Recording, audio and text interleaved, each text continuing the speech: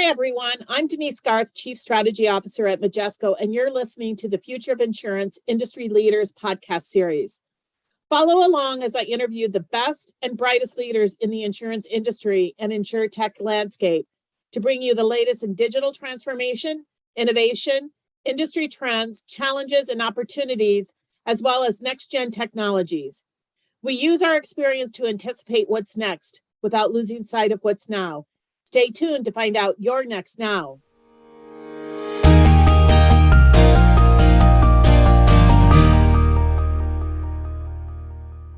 Welcome, everybody, to today's Future of Insurance podcast series. I am really excited to have Rob McIsaac joining me today. Rob and I have known each other for a long time, but now he is joining us, the president and CEO of RPM Ventures, his next iteration of his career. So welcome, Rob. It's great having you. Thanks. It's terrific to be here, Denise. I really appreciate you setting this up for us. Well, as always, Rob, I'm sure we're not going to have any problem talking and discussing a number of different issues given our levels of experience and background. So one of the things I like to do is because while this is a small community and typically everybody knows everybody, I have found that with new people entering into the industry, they don't always know some of the people that we bring to the podcast series. So if you could introduce yourself, give a little bit of your background and who RPM Ventures is. Sure. No, it's great again to be here. I am still Rob McIsaac. I have spent my entire professional career in financial services in North America. I'm fond of saying that I got all the gray hair the honest way, having worked my way through various roles in the life insurance industry, in the property and casualty industry, and in the banking space. So I may be one of the few people you have a chance to meet who has been a CIO in all of those different verticals within financial services.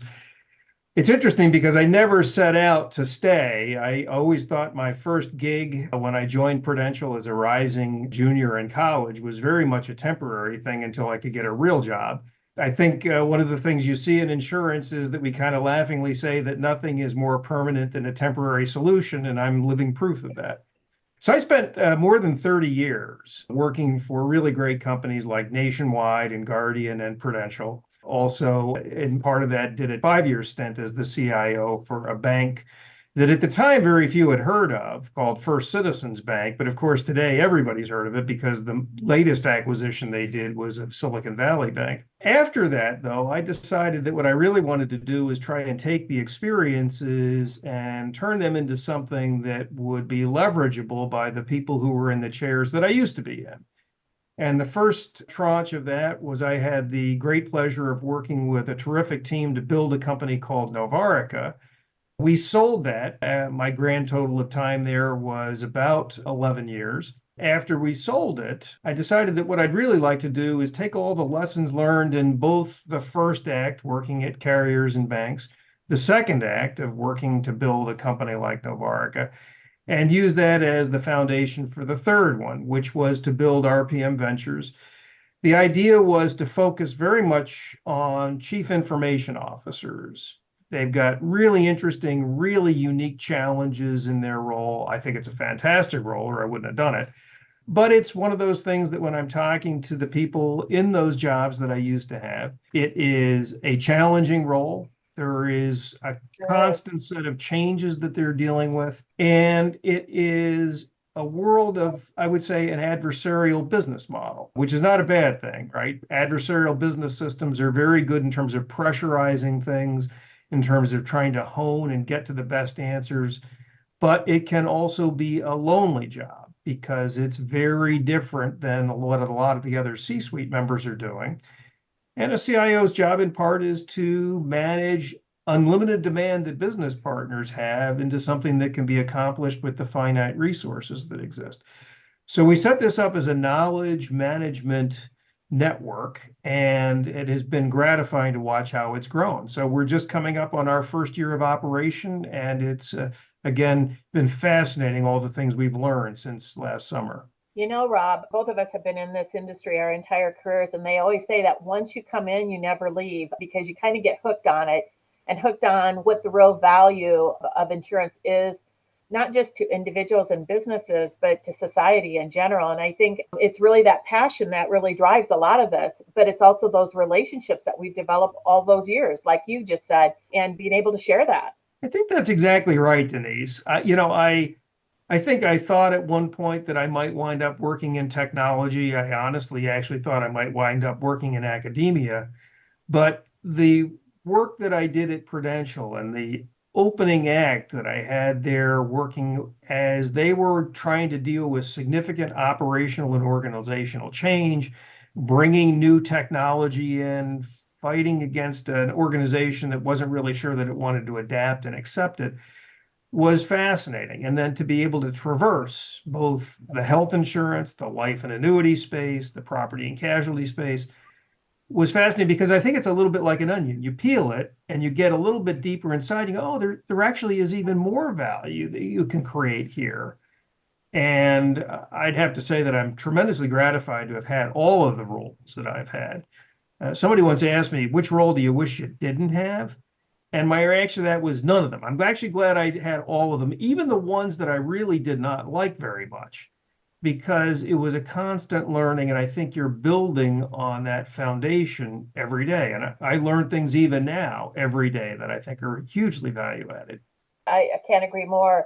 One of the things that I think has been very interesting since about 2015, when insurtech really kind of separated from fintech and really emerged on its own, it really hit the industry hard. And it really kind of had everybody kind of take a pause and try to understand what this all meant. And you've been actively involved with insurtech like I have, but you've been very involved in it in terms of taking Silicon Valley trips with insurance executives. How has that changed from the first time you took them to the most recent? And what has been the most interesting thing you have seen and the kind of aha moments that the execs had? Yeah, it's a great question, Denise. I'd actually take you back a little bit further to the beginning of the century.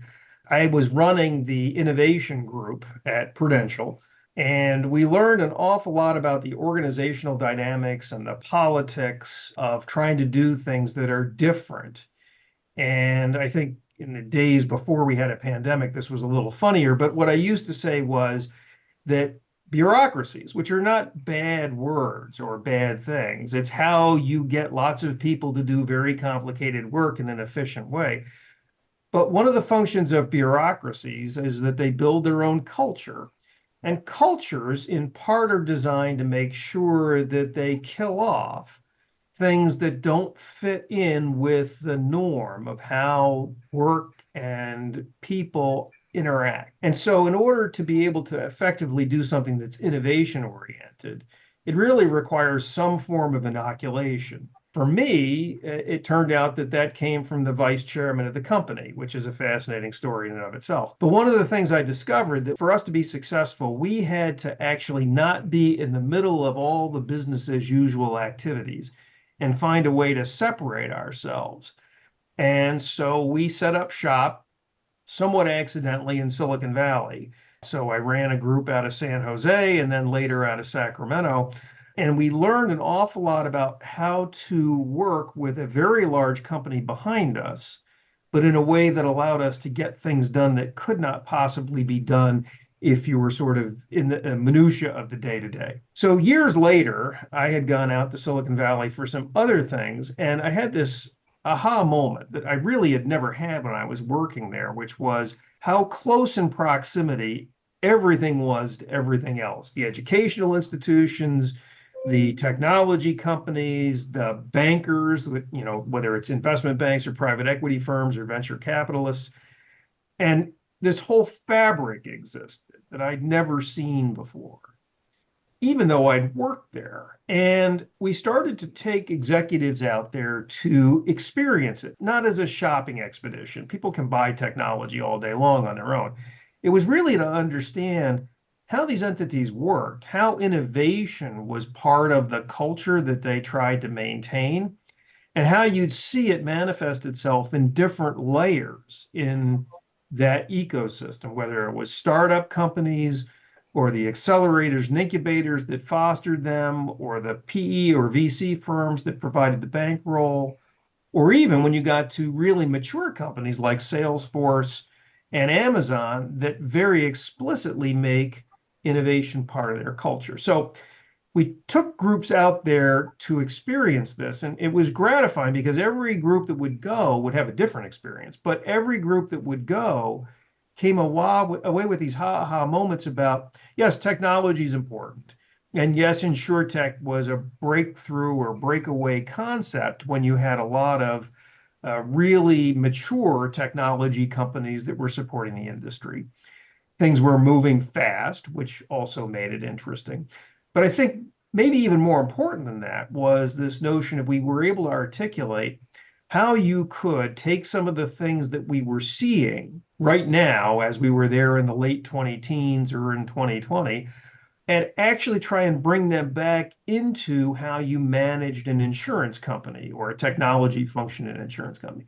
So many of those same lessons that I'd learned by doing actually had direct applicability when you talk to whether it was Cloudflare or Amazon or any one of these other companies. It was really, really interesting, I thought. And I think it was also interesting because I think it was a shot across the bow in terms of change is coming. The world that we've known, quite honestly, when you think back over the last, pick a period, 100 years, the level of technology change that we've experienced is actually just stunning. When I think about my grandmother, who was born in 1902, she'd barely been retired. The Wright brothers hadn't flown, and by the time she retired, we were walking people around on the moon. I mean, that's just a pretty stunning thing. But insurance is one of the very early industries where technology adoption took hold in 1950s, 1960s. So before many of the people on this call were probably alive, companies were rolling out and really doing some remarkably creative things. But one of the things that's also true is as you invest in those things and as you build business around them,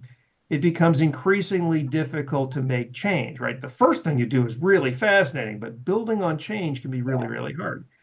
And I think by the turn of this century and then moving on into the last decade, you saw insurance falling behind what was happening in banking, what was happening in the investment banking world, what was happening in other industries. And there was this galvanization that said that this is a different thing, and insurtech, as a subset of fintech, began to really take hold. And I think part of it was a clarion call for people to start to wake up to the fact that the thing that got us to the dance or the thing that got us through Y2K wasn't what was going to get us to 2030. And I think that's actually where we are today. Yeah, I can't agree with you more. Insurance was always an early adopter of technology because I think we believed that it was really a foundational issue for us to be able to process the business, to really automate the business, and to really provide that level of customer service in the time of need. But what's interesting to your point about that use of technology is that particularly for life and health insurers, they're at least a decade behind property and casualty and transformation. A lot of it's because of legacy technology. What do you see as the biggest tech issue for that life and health segment? And why do we still have so much legacy that now, I like to say, has come home to roost? Because it really now is impacting the business, both in terms of overall operational effectiveness, profitability, their ability to launch new products and customer expectations, and ease of doing business for distributors.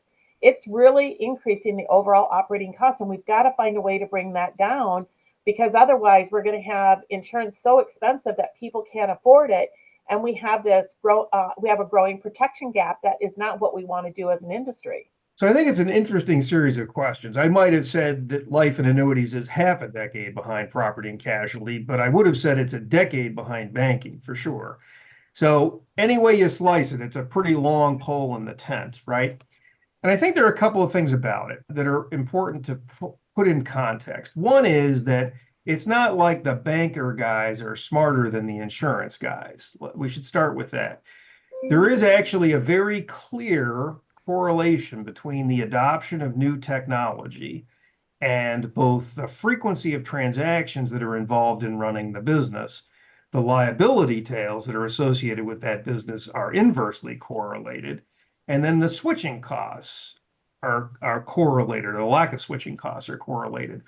So what happens is, of course, banking has been at the forefront or the tip of the spear in terms of a whole range of digitization efforts. There's plenty of legacy technology in banking too, but they've done a really great job of taking the things that they saw in the retail world and applying it in what they do. And I think one of the things I've always said is that CIOs and their teams and their business partners always should look to the left in terms of those transaction volumes and switching costs. So what happens, of course, is that in insurance, property and casualty insurance is the first place that those technology advances emerge. Actually, in personal lines first, and then later in commercial lines, because higher transaction volumes in personal lines, and actually the real money is for many companies in that commercial space. So you don't necessarily want to lead with some of the things that may be your crown jewels. But however you slice it, it's wait 5 years after that, or maybe longer, and you start to see those same things emerge in the life and annuity space. But P&C is described as high transaction volume, low switching cost, short liability tails. Stuff I wrote today may only be on the books for 6 months. Life insurance, exact opposite. Long liability tails, very low transactions, incredibly high switching costs. So it's not a great surprise that there is a delay in terms of what you bring into that. The other part of it is that when you look at the core of the financials of the business, the property and casualty world and the banking world is fairly transitional. Things stay on the books for a period of time, they roll, they improve, new products come along. The reality of it is that a life insurance policy that you or I wrote tomorrow might well be on the books in 2067. And that causes a very different kind of consideration when you think about how you're going to roll things out or how you're going to manage things as they move along. I think it also is worth highlighting that what you said before about the high transactions in the beginning and an early adopter of technology is absolutely true. I want to be clear, I was not around at the beginning, but I was around at the beginning of the end, right? I saw some of those early technologies complete their rollouts in the late 70s and more likely the early 80s. But the reality of it is that because of the state of technology at the time, hardware was really expensive and software didn't really exist in a commercial way in the same way it does today. And so there were really creative and fascinating companies like the Hartford and MetLife and New York Life and Prudential who invented stuff in order to be able to run their business. They invented compilers, they invented programming languages, they invented all manner of things that if Google were to have done that, we would go, well, that's fantastic. The problem is that they did it in the 1960s or the 1970s, and then the cost to try and transition that was incredibly high, and the payback incredibly hard to find. There's also a fascinating story about what happened with IBM in terms of their battle with the Justice Department and over monopolistic practices. Nobody looks at this stuff anymore. You know, that happened in 1968, but it fundamentally changed how hardware and software interacted. So after the history lesson, one of the things that's true is that for many life carriers, they're still running legacy technology that may well be quite old, but it's really cheap to run. It is really hard to convert from. It is the kind of thing that actually supports, in many cases, business process or product that you would not want to put into a new environment. But you don't want to just have cornucopia of core systems. And that actually was one of the things that I think was problematic in the 90s and the early part of this century, is that you wind up layering a whole bunch of systems in place. When I was a CIO, I used to say, that legacy technology was a problem. And we should agree, I wasn't lying when I said that. But there was sort of an implication that chronologically, the older it got, the worse it was.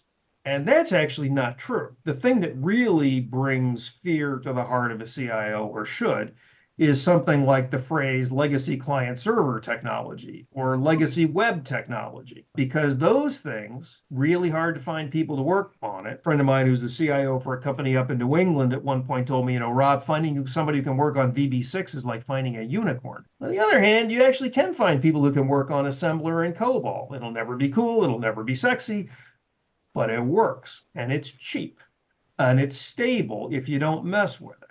So I think one of the differences and distinctions is that while banks and P&C carriers may well be able to do full-on conversions, for life carriers, I think they've got a different set of issues, which is that they need to think about how they're going to segment their business, potentially do different things at the core, which may mean keeping some of the legacy technology around, ironically, longer than the new system they're going to start rolling out next month. That's odd.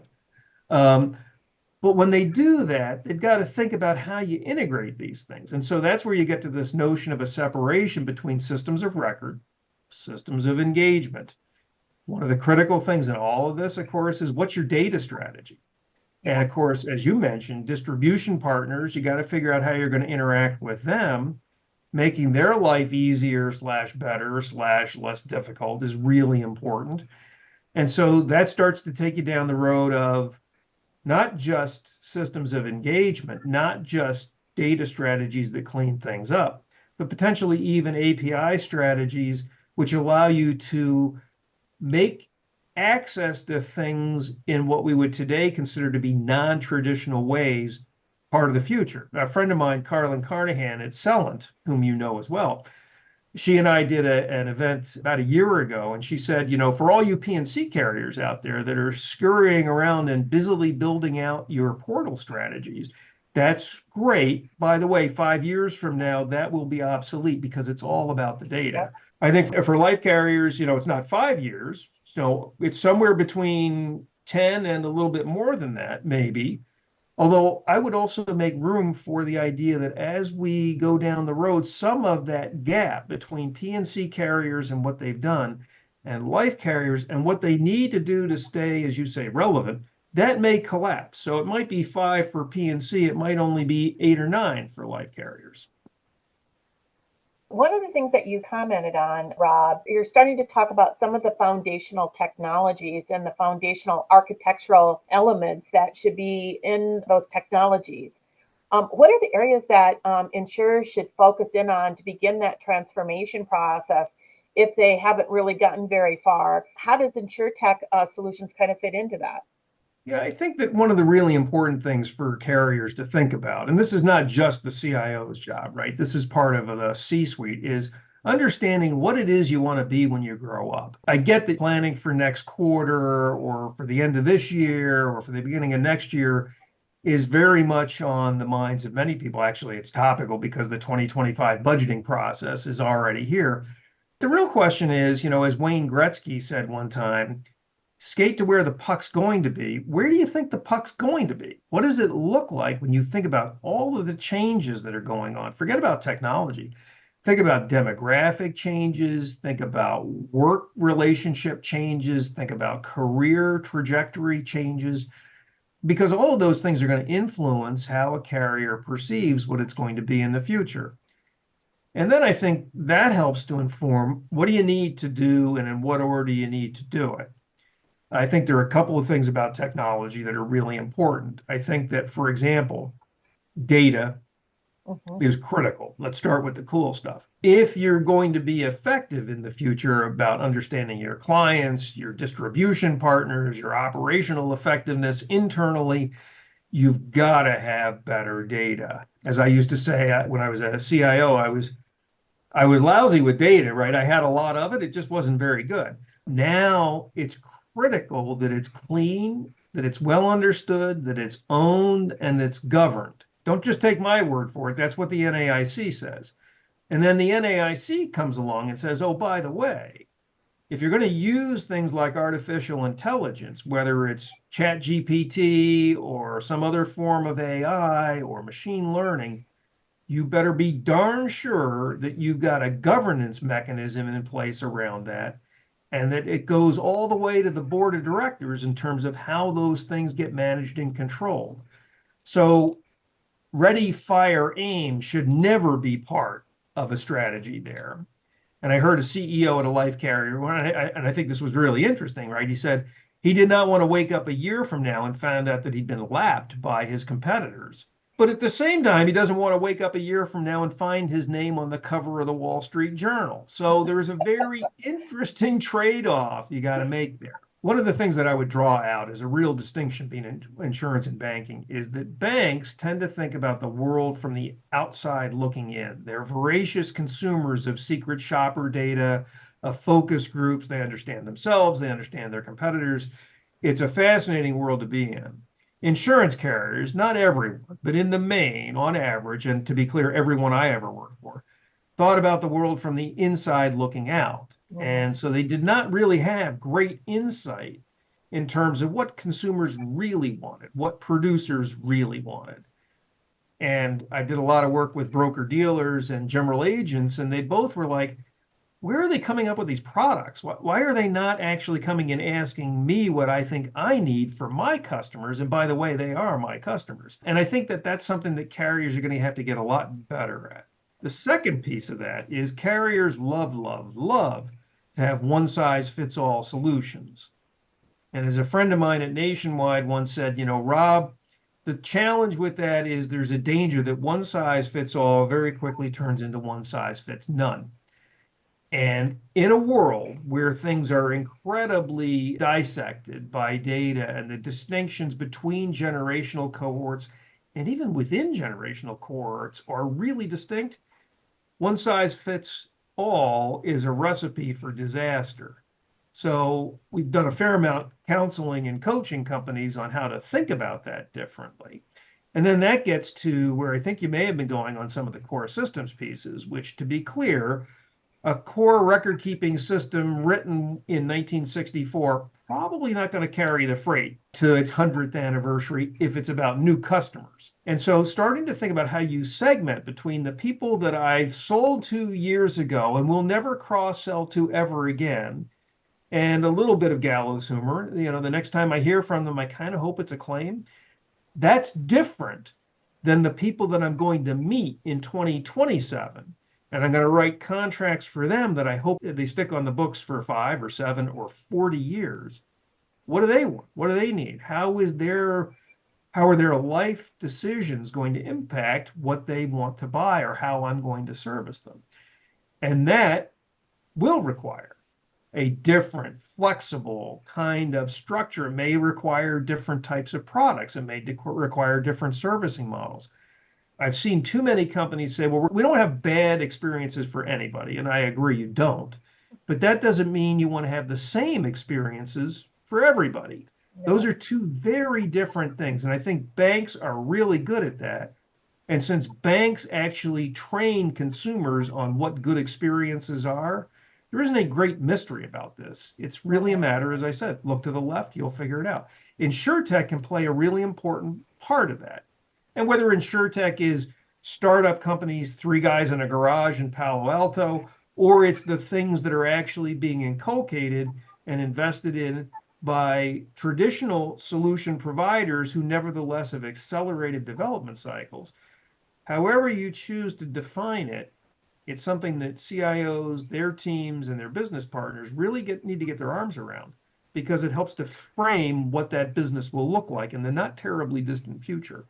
Oh, and by the way, I sometimes get this, well, what are you going to do with all that mainframe stuff? And from my perspective, there's a Pandora's box problem. A little tongue in cheek, but if you don't know there's a problem, ignorance is bliss. If you open Pandora's box and now you know there's a problem, you're obligated to fix it. I've done conversions, helps explain some of the gray hair, where the cost of remediating things we discovered exceeded the cost of the conversion. So, not suggesting anybody do anything that would be in any way inappropriate, but the question becomes, do you really need to open that box? And I've talked with companies where they've said, well, we're pretty good with this. You talk to managers or executives, and then you actually talk to the people down in the bowels of the ship and you find out, well, no, actually we did a lift and shift of a 1960s system in 1983. It's been bad data since 1983. We're just masking it all. So be careful what you ask for. But that's different than saying, well, you need to keep your data center, right? Because data centers, all apologies to the people who like to run them and build them inside insurance companies, that's kind of an old school approach. That is the kind of thing where I like to say that mainframe may well carry along some pretty hefty workloads at a very low price for a very long time, but it doesn't have to be your mainframe. So get out of the data center business, change your business model, manage your vendors or your solution providers in a different way. And then you can start to focus more on what that future state looks like, right? Because it's really difficult to do two things like that at the same time. And I think there's some really great examples of companies who have chosen to do just exactly that. Yeah, I think it's about running that older business because they're not going to interact with you, running it really cost effectively. And it's about shifting your spend and your investment. Don't invest in the past, invest in the future. That's really where we've got to get this different mindset going. And something you talked about, you and I have had a number of conversations about this, Rob, is the hottest topic in the industry, GenAI and AI in general. And you kind of hit on it a little bit about a data strategy, which, knowing that I've said since my years at Accord, data is the lifeblood of this industry, but we've never really treated it as a strategic asset and really had a really what I call cohesive strategy around that. Now, today, we have more data that's becoming available. We have more technologies like AI and GenAI that is now risen to the top of insurers' minds. And I think there's a tremendous amount of potential for GenAI. Obviously, Majesco thinks that because we're investing in it. But talk about what you see as the real potential of GenAI in this industry within the confines, as you say, from a regulatory standpoint. We've got to be thoughtful and we've got to be sure that it's good quality data because bad data in is bad data out, as we've always said in the past. Yeah, I think that's right. I clearly do not come across as a Luddite in terms of the AI conversation. I think that there have been technologies that we've had breathless excitement about in the last half decade, like blockchain. And my reaction to that was always dead on arrival in the insurance industry. A distributed ledger, I get it in certain very high, very fast transaction businesses. And in insurance, some of the insurance for shipping goods, okay, I got it. I get that. But as one of our trips to Silicon Valley highlighted in the law firm that Bill Gates's father was part of, they said, a technology where in a world where you have to be able to delete records in order to be in compliance with the regulatory space, but the technology won't let you do it, that seems like a real problem. This is different. AI is real. There are real advantages that can come from it. There are really interesting things that you can do with it. And there is really deep, hot water you can get into if you're not careful. And so I think that sometimes when I talk to people, there is this tendency to breathlessly go where Andy Jassy went. And, it's all about being able to talk about next best offers and interesting things that you can do when you're in a retail world. And that's not, generally speaking, our space. I get that there are things that are higher transaction volume related in the P&C world. And people tend to run towards things like underwriting as one of the things that it could be used for. And I think there's a cautionary tale out there, which is around some of the algorithmic types of things that might be done. Companies are going to have to prove that there's no bias built in. And for people who build algorithms, that is a very, very high hurdle to get over. So I think there's some caution to be had. On the other hand, when you start to think about fraud detection, that's something that seems that there is much more of a green field to go after, to be able to think about operational effectiveness. I think there's a lot that can be done there. You pivot to low transaction volume businesses like life insurance and annuities. We've talked with carriers about a lot of things that they can do to help improve how their back office operations work. So it's maybe not cool and it might not be as sexy as some of the stuff that Andy does, but nevertheless, it's the kind of thing that can have real and material impact. And then when we get to the thing that I actually think may be the most important, which is human capital management, which sounds incredibly boring. But one of the realities that we are dealing with, despite the fact that I'm a baby boomer, and I'm guessing you might be too, that insurance companies are facing a really significant challenge around both talent and knowledge, and they're different things. Talent is how do you get the people you need, the skills you need in order to be able to run the operations or grow the operations or build the capabilities that you want for the future. And knowledge is about how you run your organization. It's the depth of knowledge about systems, about products, about processes. And we live in a world where there's this significant transition that's taking place. The oldest Gen Xers are pretty close to retirement eligibility. The youngest boomers are retirement eligible. By 2030, which is well within striking range, there is a very large cohort of Gen Xers that are retirement eligible. And then the other statistic that I would draw people to is that by 2030, according to the Department of Labor, 75% of the US labor force is going to be made up of millennials and Zoomers, which is great. But if you think about attributes for boomers and older Gen Xers, in the main, they tended to go someplace and stay for a very long time. So it's not terribly hard to find people who've been there for 20 or 30 or 40 years. Now you're replacing them with people who plan to stay for 2 or 3 or 4. Lovely. We've done a lot to try and encourage people to be very fluid and dynamic in terms of managing their own careers. But knowledge has largely been transitioned over time tribally. So people work their way through an organizational structure, up a hierarchy. They built broad and deep experiences. And when they leave, they take it with them. One of the things that to a CIO concern I heard recently, and I've heard it from multiples, but I thought this was particularly colorful. This CIO said, I got a lot of people who've been here for 30 or 40 years. I got a lot of people who've been here for 3 or 4. I got nobody in the middle. My organization looks like a donut.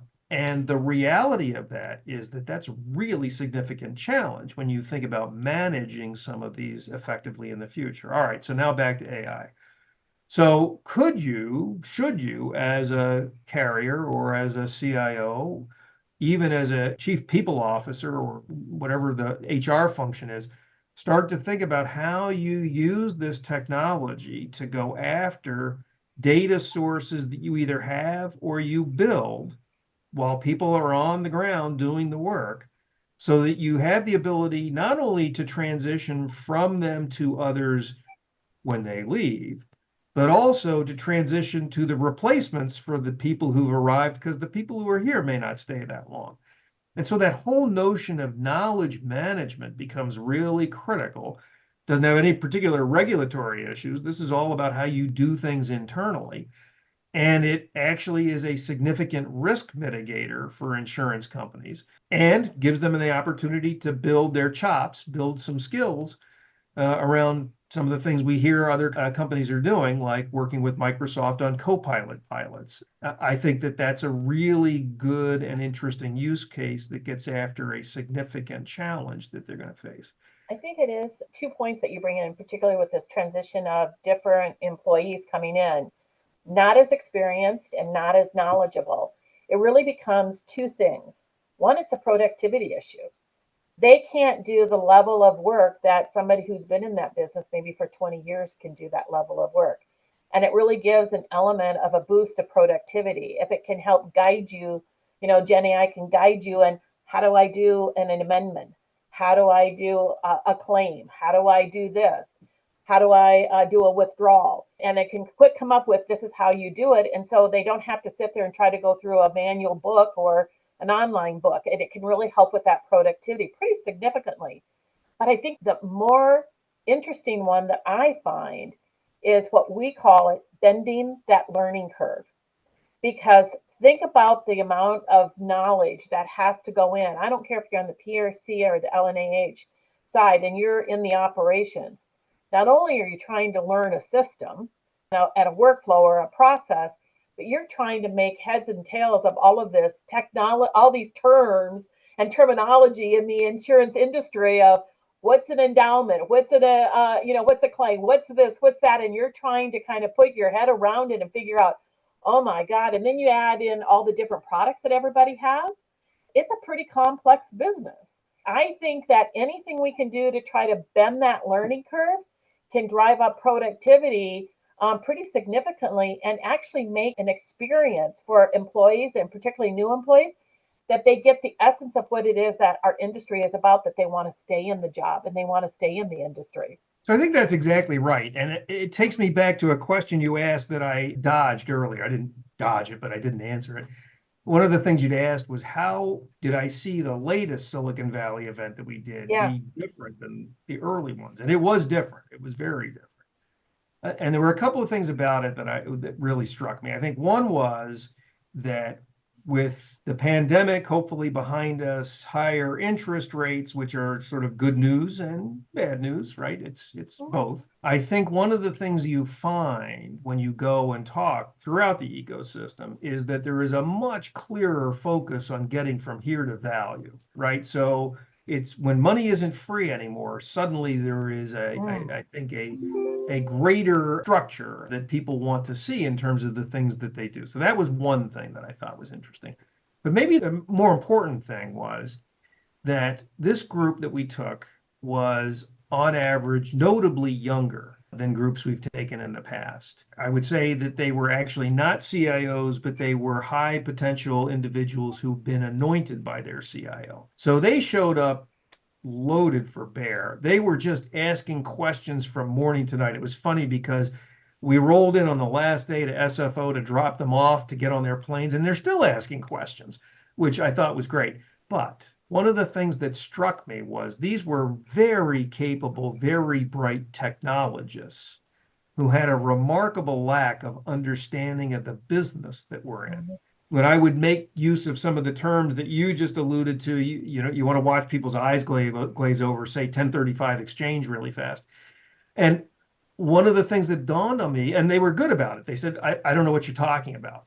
They were very good about calling me back, but it dawned on me that they've grown up in a world where it was about being in that technology realm, not necessarily the business one. And I was talking with I shared that story with a CIO in Ohio a couple of weeks ago on the P&C side. He said, "Oh, Rob, it's so true." He said, "I had my team together and we were talking about something about how the products work. And I realized nobody in the room knew what IBNR was."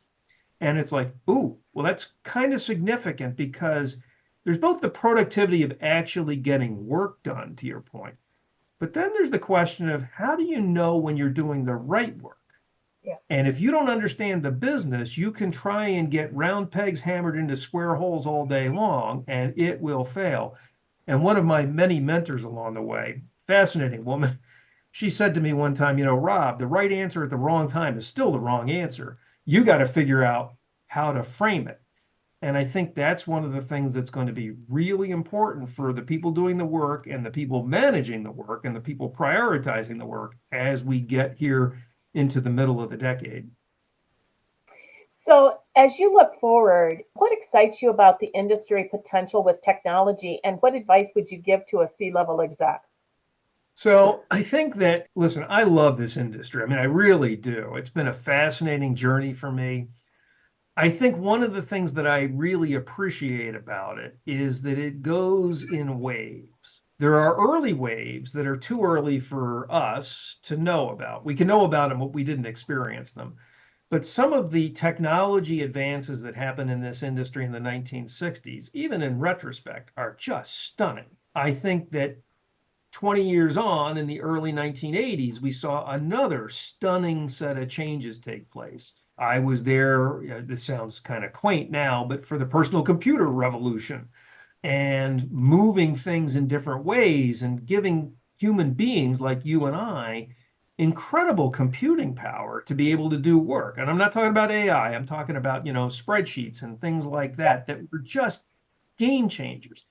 And then you get to the 20 years later, you get to the millennial change. And as the millennium flips, suddenly, as we sort of laughingly say, Al Gore invented the internet changes things. And people like Gerstner at IBM correctly said, it's not the computer, it's the network. And suddenly we start to be able to think about things in completely different ways because of how we're able to distribute work.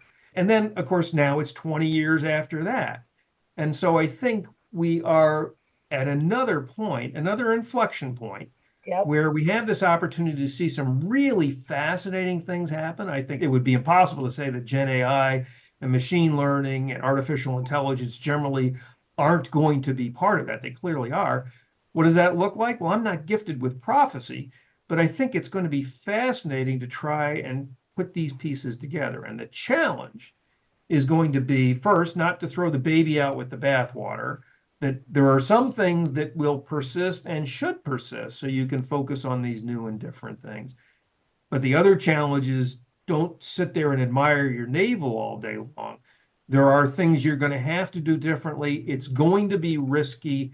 You've got to take some challenges and make some bets. I would have loved to have been there at Prudential in 1962 when they decided that the answer was, let's write our own compiler. Who in their right mind would do something like that? The risks are just mammoth. By the time they got around to rolling the systems out in 1964, it was the biggest bit of code that anybody had written for anything other than putting a man on the moon. This is 60 years ago, people were doing this. I think that's fascinating. So then the question is, what's the moonshot today? What is it that we're going to do that's different? What's going to take that kind of chance to position things for the future? I think that's the thing that excites me. I think it's a really interesting time.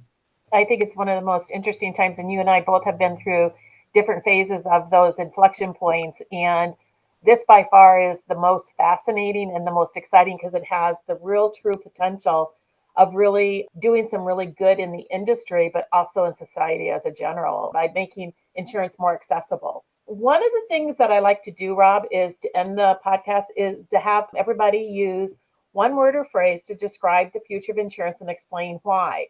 And it's funny, we've all had almost 100 podcasts and there's been very little overlap. So what is your word or phrase for the future? So no challenge there, right? I thought about this because I think that there are different parts of me that react to this. On the one hand, there is a part of me that reacts to say it's clearly challenged, that there are clearly things that are out there that are impediments to doing the right work, whether it's the financials or the politics and organizations that get in the way or a lack of broader appreciation. I mean, there are just a series of challenges that are there. On the other hand, I'd like to think that we are opportunistic. If you take the Rubik's Cube apart and you put it back together again, you can wind up with something different. And we actually have been pretty good at that if you take a long enough view, right? If you step back and try and see the forest through the trees, you actually see some really interesting and good things that have been done. It's easy to talk about some of the pain points, but there are some really good things. So what I'd like to use as my word is adaptable. I think that we can and should be adaptable going forward. The technology affords us that opportunity. We've got a lot of really bright and capable people here who should be able to do it.